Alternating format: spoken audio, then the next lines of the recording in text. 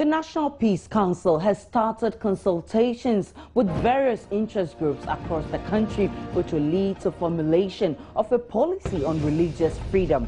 This is expected to be ready by the end of March. So how is this expected to aid religious tolerance and coexistence in the country amidst concerns of discrimination raised by the Muslim caucus in Parliament? My name is Osei and this is today's big story.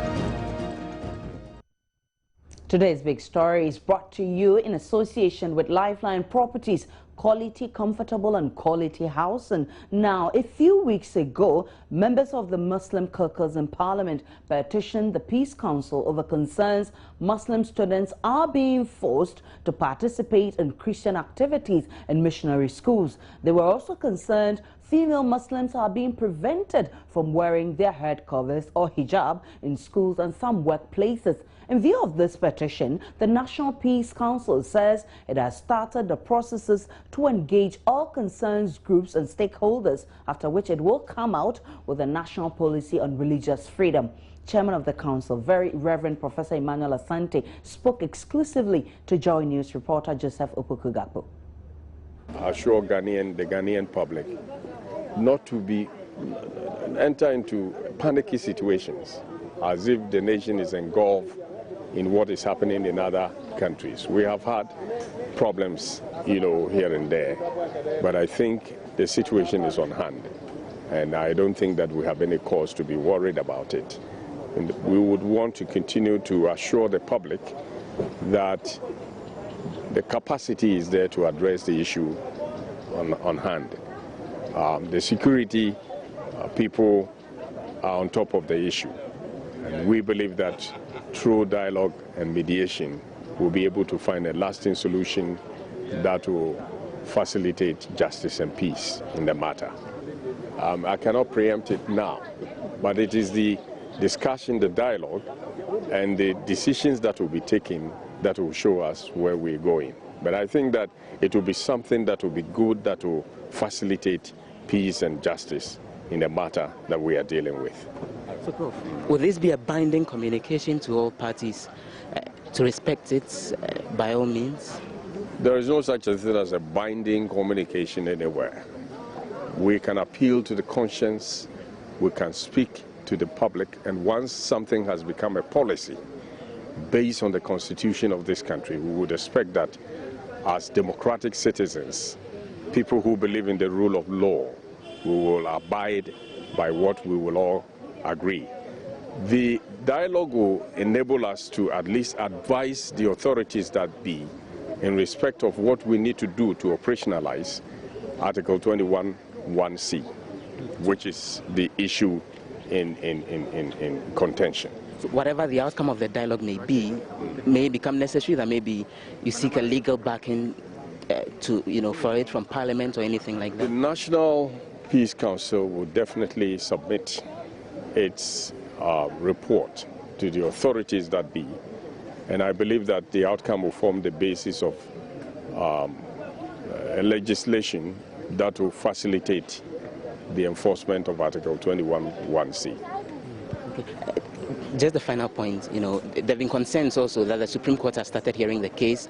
A private citizen has filed a suit. How does that conflict with the work that you're doing? It doesn't conflict with the work that we are doing. That's why I said that without prejudice to the outcome of it, our role, the Supreme Court can pronounce that something is right or wrong. But when it comes to mediation, it is the role of the Peace Council to ensure that whatever decision that is taken by the Supreme Court, we live in peace. We live and let others live. And that's precisely what we are trying to do. So it is without prejudice to what the Supreme Court will do. My colleague Joseph Opoku-Gakpo now joins me in the studio. Welcome, Opoku-Gakpo. Good evening. So beyond the fact that a national policy on press freedom is expected at the end of the month, did you get a certain sense of urgency from the Peace Council members or representatives of the various religions? Yeah, the policy on religious freedom, that's what they say they're working on. They explained that they've already set up a committee to begin working on this once from the time that they received the petition from the Muslim caucus in Parliament about the concerns with the Muslim students. That's when the committee was set up to look into it. The council explains that they've held a series of meetings with them, trying to understand specifically what their concerns are, and also trying to get their own understanding of what exactly the Constitution says in Article 21(1)(c), which relates to religious freedom. According to a member of the committee, Nana SKB Asante, they have their own opinions on what exactly the situation should be like, but they wouldn't want to come out with a specific decision coming from them as a council. So they would want to fast track a dialogue process. They say they'll be meeting officials of the Ghana Education Service, they'll be meeting even the media, they'll be meeting non-governmental organizations, they'll be meeting Muslim students and other groups. And the idea is to get input from all of these groups as to how that policy should look like. And the plan is that at the end of the month, somewhere around 29th to the 30th of March, there will be a national stakeholders forum on this particular issue, and at that forum, that's when the specific policy would be outdoored, and that a communique would be issued at the end of that policy to spell out how these concerns about religious intolerance will be dealt with. So did the council give any timelines for the stakeholder meetings?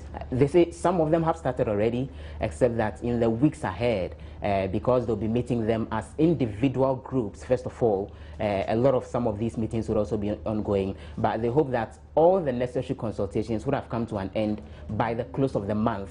That's when the stakeholders forum would actually be held, and then a communique will be issued, and a full announcement of what that national policy would look like would be put out for all to know. Well, hang on a bit because we have Irbad Ibrahim on the line. Good evening, Mr. Irbad Ibrahim. He is an Islamic scholar. Good evening, and thanks for having me.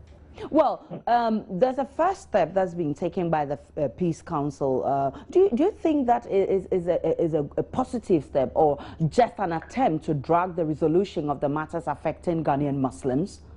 I think it's a step in the right direction, and right from the word go, some of us actually raised concerns about the way government waded into the debate without giving the needed lead. An arbiter should sit on the fence. So when the initial communique came, issuing, a raft of directives and, raising red flags about possible sanctions, that put a section of the dispute on the defense. And after that, instead of hearing everybody strike a conciliatory note, we started seeing people strike a discordant tune. And so we saw a whole week of statements and counter statements, and that actually muddied the waters and made the dialogue much more complicated.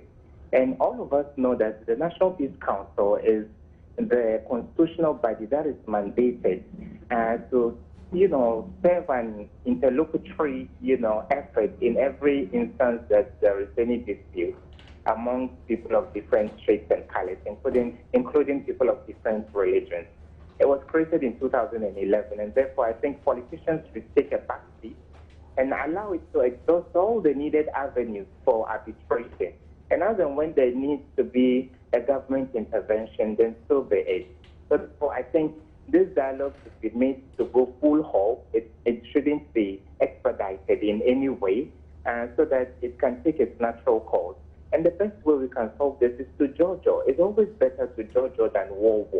That is why I'm excited by the fact that this will not be a unitary, solitary, kind of unilateral decision that will be taken by any faction, whether the Muslim community in this country or the Christian community.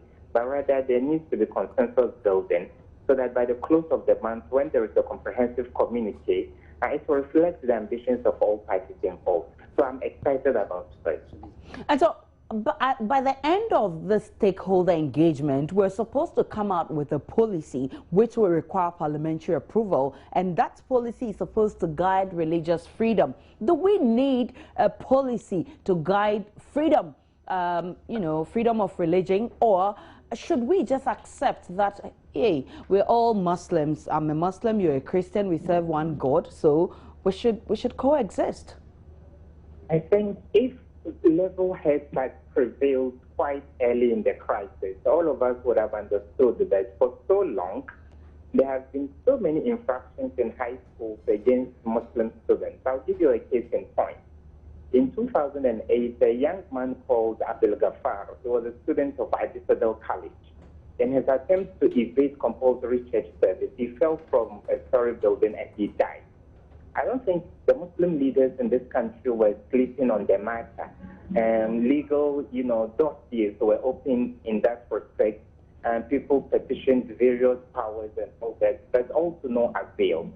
So therefore, I think this could be a blessing in disguise for us to agree on something that reflects everybody's ambition and give it the needed legislative instrument, so that at the end of the day, if a Christian school flouts it by forcing Muslim students into the church, or the opposite happens, a Muslim school forcing a Christian girl to put on the hijab, then the law can take its course.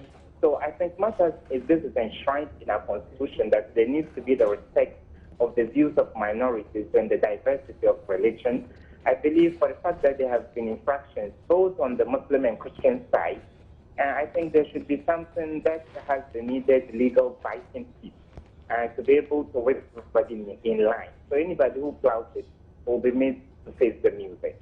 Okay, let me hold you on for a while, because we spoke to the representative of the chief imam, who mainly called for calm, as he says Ghana remains one and united in religion. And beyond this, he also he talks about peace anyway. So let's listen to him and we'll come back to the discussion. Chief Imam Sheikh Uthman Charbutu used to say that all prophets and messengers sent by the Almighty Allah sang the same song. That is the unity of Allah. So we Ghanaians were born and bred as one people. This issue has nothing to do with fighting or demonstration or whatever. The Muslim caucus in Parliament reported this to us, and we sat down, began the very day, 3 days after.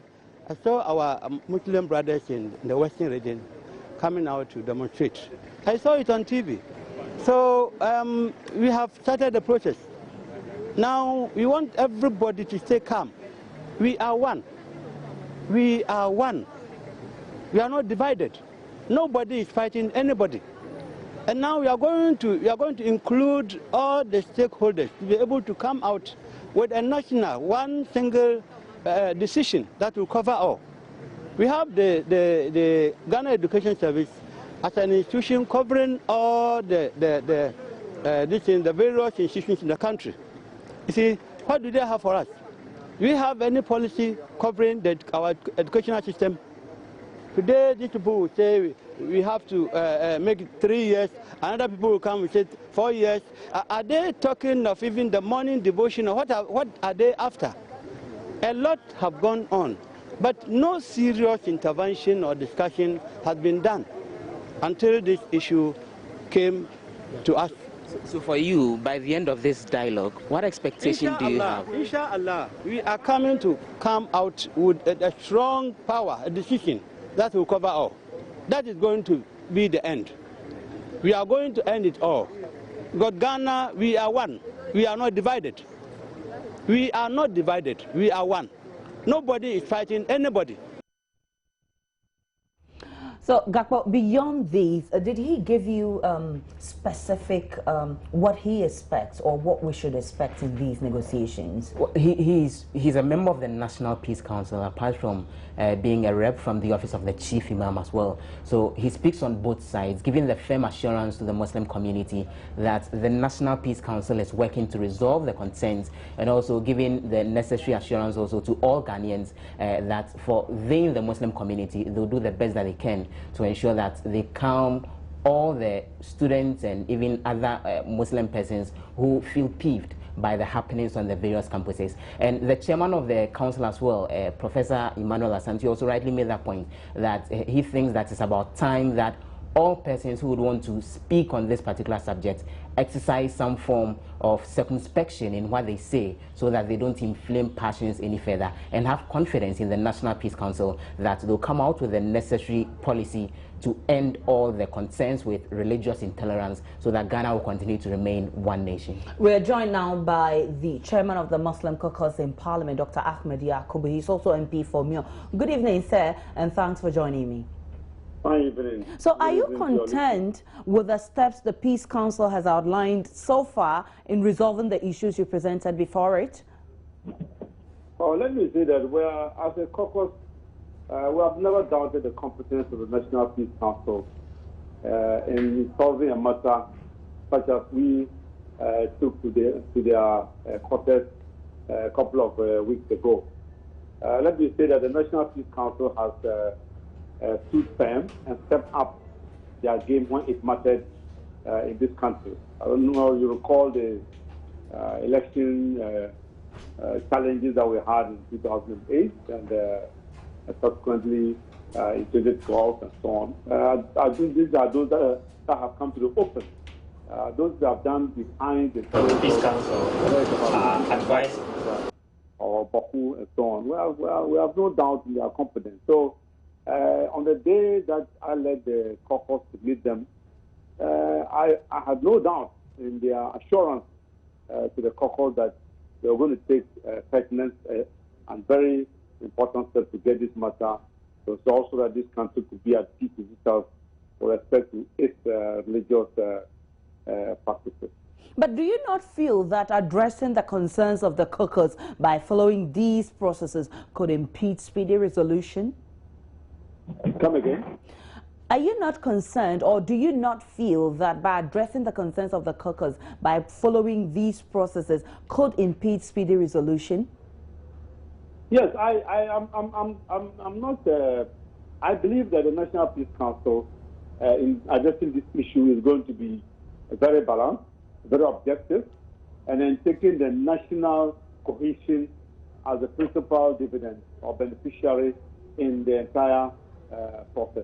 And I think the issue of speed is not even kicked in at all, because what is important is that the processes must be allowed to roll through. People who have concerns should be circumspect in their comments, as the National Peace Council is upset. Because if we have identified the National Peace Council as a competent body that can bring us a solution to this matter, well, the rest of us can help the process simply by keeping quiet and ensuring that we give the National Peace Council some quiet suggestions that can make the matter get resolved as quickly as possible. In some of these comments, shall I say, rather sectional or partisan comments, do not help the process at all, and only goes to make the job of the National Peace Council a lot more difficult instead of getting it easier. So my appeal is that, yes, we need a speedy resolution, but I think it's better to take some time to get finality to a matter than to speed up simply because there's pressure coming from all parties. Okay, let me hang you on one more minute and let me speak with Opoku Gakpo. I know you also spoke with Dr.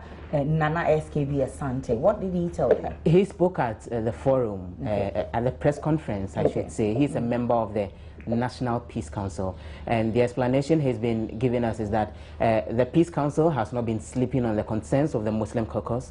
He says they've been working around the clock to try to get those concerns addressed. They've looked at it in two different ways. First of all, trying to get an understanding of what exactly the law says in relation to religious tolerance, and also additionally to speak to the various groups to get their input on what exactly their concerns are and what they want done.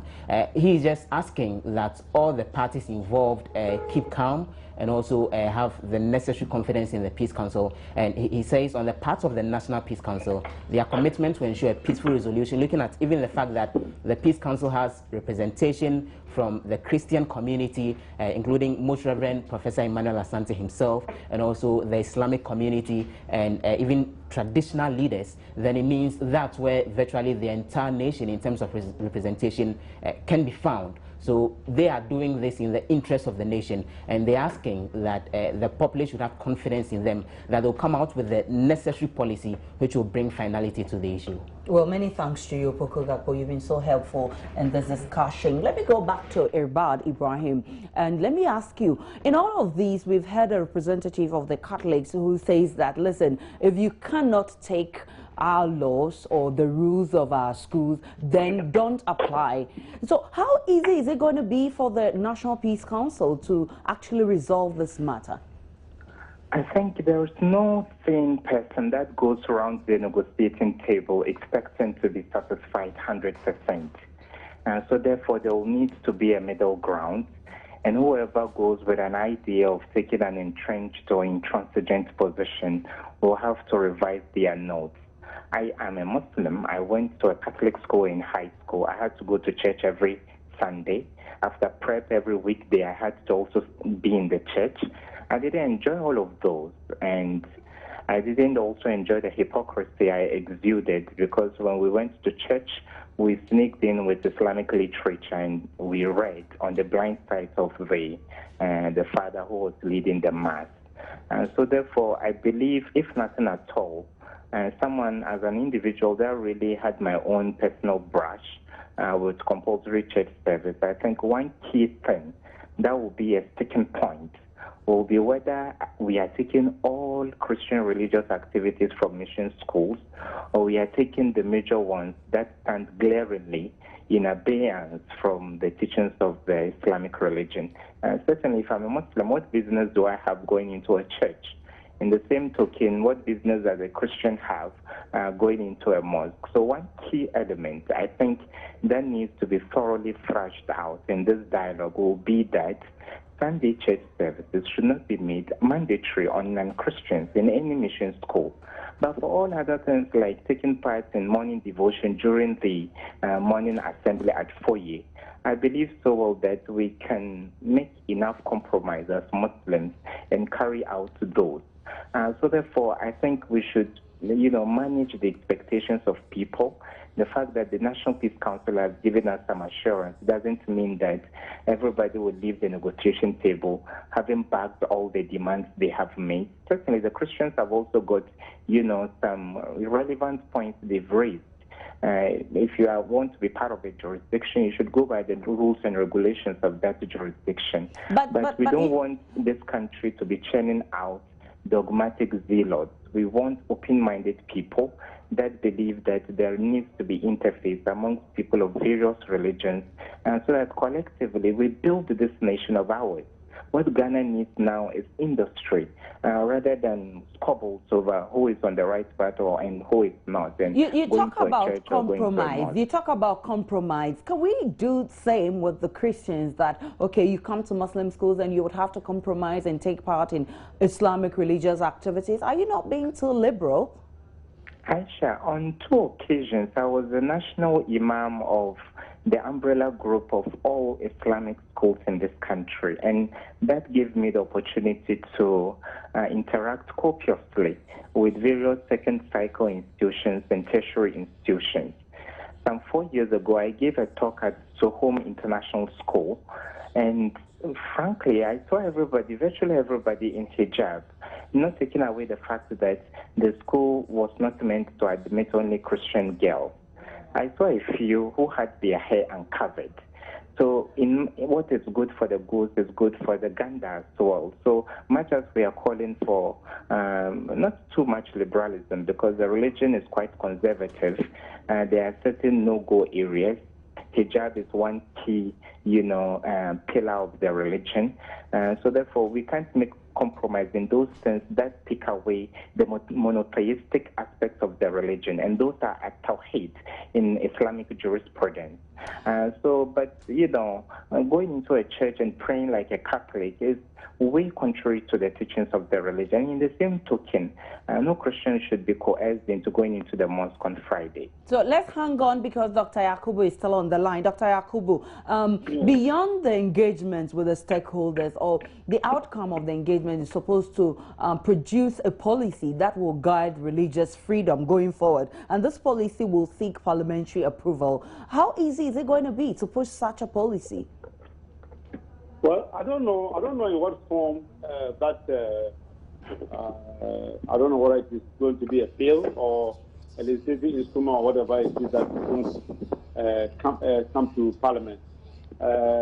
Whatever be the case, it is a policy issue that is to give some translation of the constitutional provisions. I believe that Parliament will not have any difficulty getting that through so that it becomes some kind of law that binds everybody. But the nucleus or the thrust of the issue that we submitted to the National Peace Council took its inspiration from the National Constitution, which I believe has no other way of getting people. But we live in a constitutional democracy, and nobody above what the Constitution places for everybody to abide by. Let me make one thing very clear, that the discussion of this issue must be done in a certain context. Nobody is compelling the other not to live in the other's cultural values that are advantageous to the person's conduct as a person. In other words, when it comes to religions and in the educational and institutional workplace conduct, the issue of values in terms of moral conduct, in terms of discipline, in terms of being good to the neighbor, comes across all the religions, in particular Christianity and Islam, so to speak. And the schools by themselves are secular. In other words, once it's a mission school, you may find the cultural environment being more of the Islamic tone. And if it is a Catholic school, most of the values of the cultural environment will be Catholic in nature. The issue aspect is about the specific relationship that is defined by the person's individual religion to relate with God. And so when you come into that territory, to want the person who has already got a defined way of worship to come and worship the other way, it gets a little bit confusing, and I believe that is what the situation is all about. So have you met the National Council's Peace Council so far since you presented your petition? No, we haven't. We are expecting that if the National Council looks at our review document, an invitation will be extended to us if they need some additional information or some additional discussion that the National Peace Council would like to have with the caucus as a group. Well, many thanks to you, Dr. Ahmed Yakubu. He's chairman of the Muslim Caucus in Parliament. We're looking forward for a positive outcome of your engagement with the National Peace Council. Let's now speak with Irbad Ibrahim. He's still on the line. Irbad Ibrahim, if you're still on the line, I'm just asking for your final words on this back and forth meetings. To what extent should we trust the National Peace Council to be able to resolve this issue once and for all? I think I would want to address the Muslim community in this country. I believe so well that the essence of every religion in the world is to serve three ecumenical or universal objectives. First is to live at peace with God, to live at peace with yourself, then you live at peace with fellow man. And those three objectives are mutually inclusive. You can't have two of them and be bereft of the faith. You can't worship up. Well, we lost Irbad Ibrahim.